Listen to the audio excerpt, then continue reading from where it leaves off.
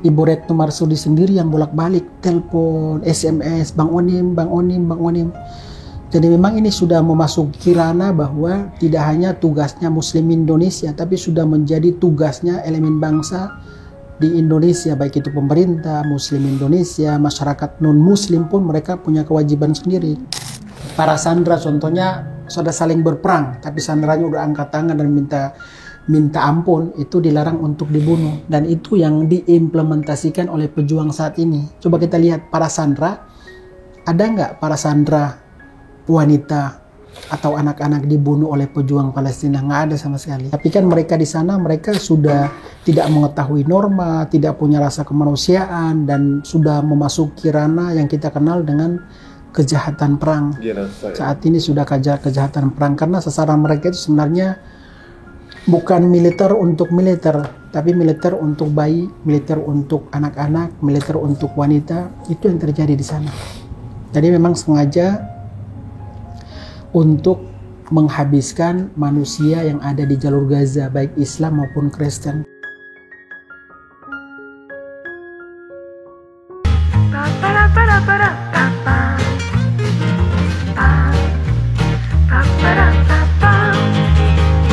Iya, sampai dengan saat ini kan sudah 39 hari agresi, itu menewaskan sudah lebih dari 11.000 warga Gaza meninggal dunia, dan yang cedera sudah lebih dari 27.000. 11.000 itu belum termasuk yang lebih dari 2.000 itu masih di bawah reruntuhan. Jadi mayatnya itu udah bau, dan ada yang dagingnya mereka udah dimakan oleh anjing. Saudara-saudara kita di Gaza. Itu yang saat ini sedang dirasakan dan diperjuangkan oleh saudara-saudara kita di jalur Gaza. Tuh, teman-teman, kita bangunin ada kengerian dan juga ya, menyayat hati ya gitu, kayak di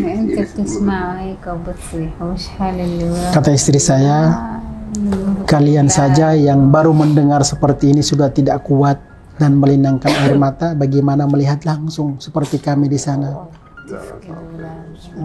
Bagaimana melihat kematian anak-anak. Alhamdulillah, alhamdulillah. Ini tentunya Allah yang menguatkan kami, Allah yang melindungi dan menyelamatkan kami. Kita manusia hanya saling mendoakan saja, tapi yang maha mengabulkan doa adalah Allah Subhanahu wa Ta'ala. Seperti itu. Ini kejadian yang ada di sana juga memang mengajarkan kita banyak hal sekali ya. Kita bisa bangun tidur gitu, terus masih ngeliat anak-anak di samping kita, keluarga masih ada di sekitar kita. Rasanya Masya Allah bersyukur banget. Apalagi tiap kali kita bisa buka lagi sosial media gitu ya, lihat lagi saudara-saudara kita di sana tuh seperti apa gitu. Ada postnya gitu ya. Jadi kayak nggak ada habisnya gitu. Udah dulu gitu, udah. Kita ada juga ceasefire gitu. Dan kan kita harapan kita semua kan cepat selesai ini, tapi semakin kesini udah 1 bulan, makin parah. 1 bulan lebih ternyata makin parah, brutal. Dan ini juga ini ya, mengajarkan juga banyak orang, bukan cuma Muslim di Indonesia, di dunia bahkan non Muslim pun melihat bahwa memang orang-orang Palestina ini seperti yang Bang Walid tadi cerita, bahwa mereka itu sama sekali tidak ada rasa kebencian sedikit pun gitu kepada tentara-tentara Zionis pun. Mereka juga tetap tiap kali mau lakukan apa pergerakan pasti menyebutkan nama Allah gitu. Jadi memang pejuang Palestina itu mereka berjuang dengan mematuhi rambu-rambu yang diajarkan oleh baginda kita Nabi Muhammad SAW, yaitu seperti pohon tidak boleh ditebang, anak-anak tidak boleh dilukai, wanita tidak boleh. Para sandera contohnya sudah saling berperang, tapi sanderanya udah angkat tangan dan minta ampun, itu dilarang untuk dibunuh. Dan itu yang diimplementasikan oleh pejuang saat ini. Coba kita lihat para sandera, ada nggak para sandera wanita atau anak-anak dibunuh oleh pejuang Palestina? Nggak ada sama sekali. Itu yang memang dicontohkan oleh baginda kita Nabi Muhammad SAW, yang dalam peperangannya pun harus ada norma-norma. Tapi kan mereka di sana, mereka sudah tidak mengetahui norma, tidak punya rasa kemanusiaan, dan sudah memasuki ranah yang kita kenal dengan kejahatan perang. Saat ini sudah kejahatan perang, karena sasaran mereka itu sebenarnya bukan militer untuk militer, tapi militer untuk bayi, militer untuk anak-anak, militer untuk wanita. Itu yang terjadi di sana. Jadi memang sengaja untuk menghabiskan manusia yang ada di jalur Gaza, baik Islam maupun Kristen. Makanya saya selama di Indonesia pun mengingatkan kepada teman-teman yang beragama non-Muslim, itu hati-hati dalam berstatement, hati-hati dalam memberikan dukungan. Karena yang menjadi korban itu tidak hanya masjid, gereja pun hancur. Yang menjadi korban itu tidak hanya umat Islam, walaupun mayoritas ya, karena mayoritas pada akhirnya korbannya terlihat karena mayoritas. Tapi karena non-Muslim itu mereka bukan mayoritas, akhirnya tidak terlihat dong mereka korban. Padahal meninggal juga, dibantai oleh pihak penjajah Israel. Makanya kemarin Islam ini kan rahmatan lil alamin. Jadi saya sebagai orang yang diamanakan oleh masyarakat Indonesia, kemarin juga selama putus kontak itu tidak hanya Mas Ari yang kabar Bang Onim gimana, nggak ada kabar, tapi Ibu Retno Marsudi sendiri yang bolak-balik telepon, SMS, Bang Onim, Bang Onim, Bang Onim. Jadi memang ini sudah memasuki ranah bahwa tidak hanya tugasnya Muslim Indonesia, tapi sudah menjadi tugasnya elemen bangsa di Indonesia, baik itu pemerintah, Muslim Indonesia, masyarakat non-Muslim pun mereka punya kewajiban sendiri. Kemarin pada saat terjadi peperangan itu, saya sendiri ikut campaign di kitabisa.com, itu sudah mengalokasikan dana 500 juta khusus untuk sahabat-sahabat kita orang Kristen. Karena mereka juga jadi korban. Mereka juga jadi korban, dan saya berpikir bahwa mereka juga manusia, kita sama-sama manusia, siapapun kita bantu. Saya itu prinsipnya, Mas Ari, saya itu prinsipnya sampai ke tingkat di depan saya itu orang Yahudi, kalau sudah bertekuk lutut dan meminta ampun, harus kita bantu. Itu yang menjadi landasan sebagai isu kemanusiaan, seperti itu. Jadi memang kita di Indonesia pun harus tentunya sudah otomatis kita di Indonesia, teman-teman Indonesia pun panas dan emosi melihat hal seperti itu wajar. Akan tetapi kita juga harus punya strategi bagaimana caranya kita memberikan dukungan tersebut ke warga Gaza itu secara kontinu. Jangan sampai kita semua video-video yang kita dapat itu 100% benar, tapi kita harus memfilter untuk dipublish. Karena kan yang kena nanti akun Instagram kita, bukan berarti kita tidak ingin publish ya. Akan tetapi memang kita juga harus punya strategi bagaimana mempublish video dari sana, itu harus kita pilih-pilih dulu seperti itu. Kan kasihan kalau contohnya Instagram kita udah 1 juta, tiba-tiba langsung ditutup, kita kerja dari nol lagi, karena kita tidak memiliki strategi dalam melakukan dukungan terhadap Palestina. Itu yang memang saya di sana pun konsen agar supaya Instagram, media sosial Bang Onim itu tetap sehat. Karena memang dari media tersebut kan kita bisa menyuarakan kemanusiaan, kita bisa mengajak orang lebih banyak lagi.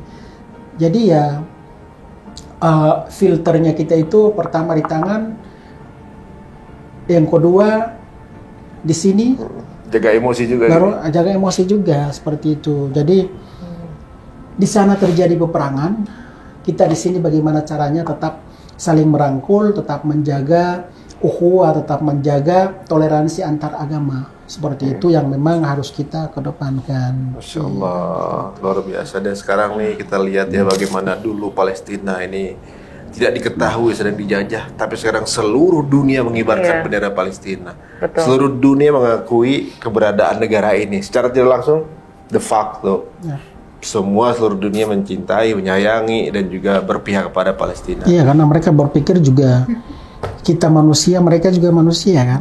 Emang mereka siapa? Binatang? Enggak, kita juga manusia, mereka juga manusia. Dan saya juga sebenarnya prihatin dengan oknum-oknum Indonesia yang muncul atau berstatement miring pada saat terjadi peperangan saja seakan menyudutkan pejuang Palestina. Sebenarnya nggak boleh seperti itu ya. Nggak boleh seperti itu. Prinsip kita itu, mereka juga nggak minta bantuan ke kita kok. Yeah. Kita bantu silakan, nggak juga nggak apa-apa. Emang Mereka rezeki, juga tetap berjuang. emang rezeki dari kita apa? Kan rezeki dari Allah Subhanahu Wa Taala. Yeah. Ya syukur-syukur kalau berkuar-kuar seperti ini tapi ngasih sumbangan kan. Ini sudah berkuar-kuar seperti itu, miring, menyudutkan, tapi tidak mau terlibat apa-apa. seperti Karena itu. tanpa kelompok perjuangan, Gaza udah dari kemarin selesai. Benar seperti itu. Jadi ada baiknya jika tidak memahami atau mungkin ilmunya setengah-setengah, ada baiknya tutup mulut deh. Lebih baik dia. Doain. Ya sudah, nggak mau bantu nggak apa-apa. Emang kemerdekaan Palestina dari tangan kita apa? Bukan. Kemerdekaan Palestina itu atas hidayah dan nikmat dari Allah Subhanahu Wa Taala. Kita ini manusia nggak bisa ngapain. Kita manusia itu cuman di Facebook, cuman diamanahkan, cuman menjadi fasilitas dan sudah menjadi wasilah saja. Jangan sampai kita mendahului takdir dari Allah Subhanahu Wa Taala. Itu makanya ada statement miring yang seakan menyudutkan pejuang Palestina. Isu Palestina itu tidak bisa dikoneksikan dengan yang namanya peperangan bulan Oktober atau tanggal 7 Oktober kemarin. Kan ada yang mengatakan bahwa kalau tidak ada penyerangan dari pihak pejuang Palestina, saya lebih memilih pejuang Palestina. Karena kalau kita menyebutkan yang namanya Hamas, otomatis kita akan menggiring opini bahwa yang melakukan kesalahan atau penyerangan adalah Hamas. Iya kan? Yang pada akhirnya menteroriskan. Jadi saya itu lebih memilih pejuang Palestina. Pejuang Palestina itu dari semua elemen, dari Fatah, dari Hamas, dari Jihad Islami, dari Jabhah Sya'biyah, dari Syuhada Al-Aqsa, itu pejuang Palestina. Jadi ada baiknya kalau kita membahas tentang isu Palestina, itu kita singkirkan dengan isu politik atau faksi ini. Karena isu Palestina sebenarnya lebih besar daripada Hamas, isu Palestina lebih besar dan lebih mulia daripada faksi Fatah. Tugas mereka ini kan, pejuang Palestina, sudah menjadi tugas karena mereka tinggal di sana, sudah menjadi tanggung jawab mereka. Jadi kalau kita berbicara tentang isu Palestina, ada baiknya jangan terkonsentrasi dengan 7 Oktober terjadi peperangan. Otomatis ada pemicunya. Pemicunya itu sebelumnya, coba kita lihat di Yerusalem. Perempuan Palestina ditendang, dipukuli, oke? Sebelum bulan Oktober, orang Kristen melakukan ibadah dilarang, didorong, diludahin. Iya, jadi diludahin. Ada salib juga diludahin. Itu salah satu pemicunya.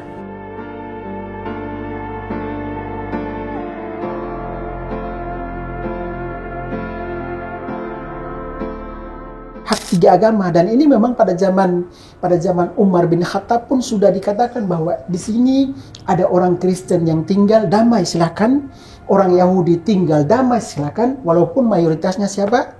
Muslim. Seperti itu. Itu dari dulu seperti itu. Nah, ini yang harus disuarakan, digemakan agar supaya teman-teman MUI bisa memperjuangkan. Jangan saya berada di sini itu membawa pesan damai dari masyarakat Kristen di Palestina untuk masyarakat non-Muslim yang ada di Indonesia. Saya juga membawa pesan damai dari muslimin di Palestina untuk muslimin di Indonesia. Bagaimana caranya kita melihat isu Palestina ini adalah isu global, bukan isu tradisional, bukan isu yang kita digiring opini bahas Hamas, bahwa Hamas yang pada akhirnya diteroriskan. Setelah Hamas diteroriskan, orang-orang yang bantu terhadap Palestina pun ikut diteroriskan dengan menyebutkan mendanai teroris. Hati-hati, itu yang memang diharapkan. Tapi sekarang keadaannya tuh gimana sih Bang Onim? Apakah sampai dengan saat ini atau semakin parah malah. Jadi pihak penjajah itu khususnya di Gaza bagian utara dan Gaza City itu semakin